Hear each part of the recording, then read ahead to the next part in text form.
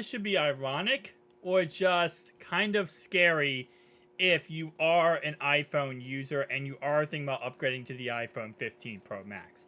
So I'm currently still rocking the iPhone 13 here. The reason why is because it right now you can get it for a really good deal. I actually got it right recently, actually. Once the hype started with the iPhone 15 Pro and iPhone 15s, once that hype started, I went and bought this on the secondary market. Got it for very dirt cheap. And I'm pretty happy with it. But, of course, the new iPhone 15 Pro came out. And the 15 Pro Max. Now, the big thing about these phones is that they have a steel... Not steel anymore. They have titanium. Yes, the same material that the Apple Card is made of. The frame of the phone is titanium. Now, here's the thing. Only the frame is titanium.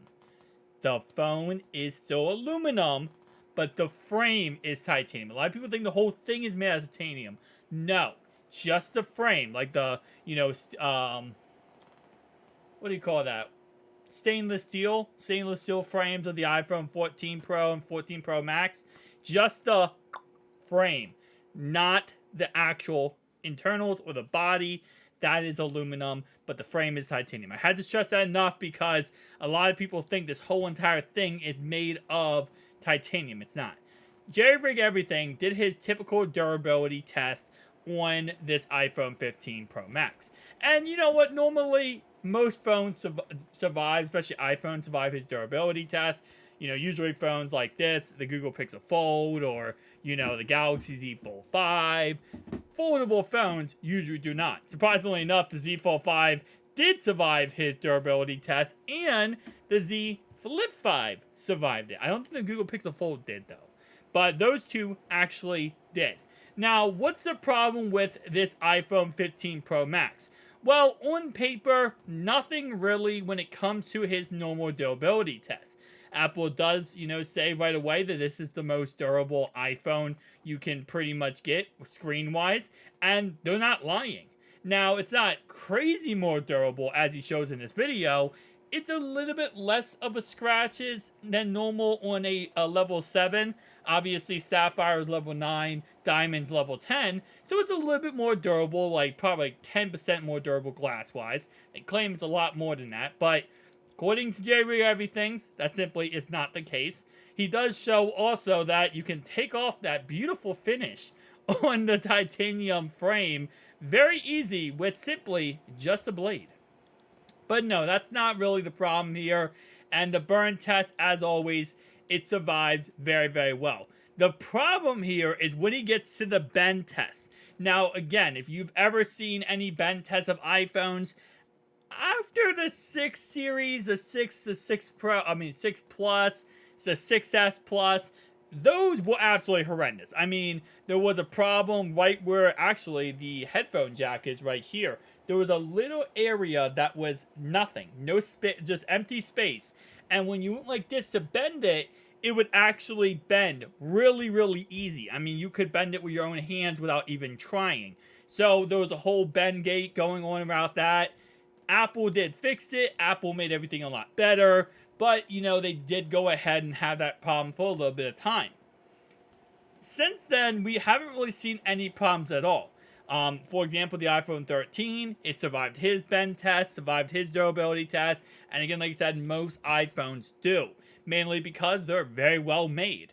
And Apple has done a really good job over the years of perfecting these phones and not having any problem at all. And usually, when he does bend tests, you don't see anything, there's no problems that, come up. The front glass is fine, the back glass is fine, the frame is fine. But with the iPhone 15 Pro Max, there's actually a problem. Yeah. When he bends this phone, and I'm going to play just this little snippet here, just to kind of take a look, you're going to see he bends it, and without even putting much pressure at all, shatters the whole back of the phone. There's only 2 phones that I have seen on his channel that shattered this bad and made in recent memory. The Motorola Razr, that was one, when the Razr Flip, when he pushed it back and he bent it, the front glass shattered, and it's the iPhone 15 Pro Max. That's not good. And again, you watch this back. He's not putting a crazy ton of pressure on this phone when he's doing this. Yes, obviously he does, try to bend it as well as he can. But again, the titanium frame does very well. But it's not like he's like, putting it in a presser and then both sides are pulling down with the machine. He's just using his hands. And let's be honest, let's say you have your iPhone, I don't know, on your bed or something, or maybe you have it in a backpack and something hits your backpack and it bends something into the phone. This could crack very, very easy. Which is ironically enough, because back in the day it was always like, oh, iPhones crack so easy, iPhone can crack so easy. And as of recent memory, and I will contest to this myself because I've owned every single iPhone since iPhone 7, is that they have gotten so much better at that. There is very rare that they ever crack. I mean, I've dropped my iPhone 11 probably 7, 8, 9 times when I've gotten out of my car.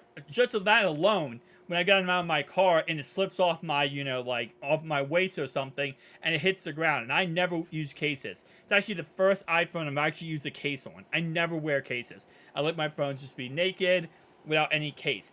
And I've never had them crack. I mean, I've had them drop from 6, 7 foot drop onto concrete. They do not crack. I never have issues with that. So when I see an iPhone crack, I'm like, what went wrong here that caused the iPhone to crack? Because that is not something, again, that I usually see with iPhones. Just not something that you can associate with iPhones anymore. And if you're going to associate with it, you would think you associate the front screen, right? The front screen is going to be the problem. Now, is this phone in any way broken? No. As he does say in this video, the phone is absolutely okay. And there's no real problem at all outside of, again, it cracking. There's no actual problems beside that. And you can see where the crack kind of starts is, it looks like it just starts straight in the middle. It starts in the middle and it spider webs out all the way down to either side. Which, again, like I said, the only way this is a thing, or why this could have happened, is if there's empty space underneath of this aluminum body here, underneath that glass.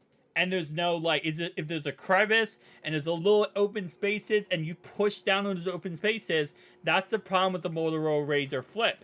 Now, as Jerry Rig Everything, he does go ahead and go back to that phone, and he presses down on it with just glass. He cannot shatter it. He only shattered it when he bent it. Now, I'm not sure if he does go ahead, and I'm not sure if he's going to do this. I don't think he is right now, but he might go ahead and try to press down on it in a separate video and see if he can actually shatter this phone himself through his fingers. We'll see if he can do that, but I'm going to tell you right now, that's definitely a little bit of a problem. Now, he does do this with the iPhone. I think this is the iPhone 14 Pro. This is not the Pro Max. So this is just the Pro. He tries to bend it and he tries to do the same thing. And he's not able to replicate it at all. He's only able to do this on the 14 Pro Max. So that's kind of interesting. It might just be the bigger body, the more, open area just makes it a little bit easier to bend, easier to shatter. But that is definitely a interesting takeaway. But again, like I said, it's not happening for the 14 Pro, just the 14 Pro Max. So if you do have 15 Pro Max, not a, I don't know why I'm thinking about 14 here, but yeah, so 15 Pro Max is the problem. The 15 Pro is fine, as you can see right here. So it's so weird. It has to be the size. It has to be the size and the size being distributed throughout the body and just the size of that. Now, if this does crack, just a key tip here, if it does crack, then you can get it replaced for $200. I believe I don't know if it's a one-time offer or if it's continuously, but it's $200 for them to fix the back glass of your phone if it does go ahead and shatter in any way. So again, like I said, as you can see, it has to be the area / dimensions of the phone being so much bigger, because again, like I said, for the 15 Pro here, you can see that it's just so much smaller. It's 6.7 inches versus 6.1 inches, and that there's nothing. I mean, there's zero chance there. But guys, tell me down below your thoughts and opinions. I'll see you guys in the next one. Peace out.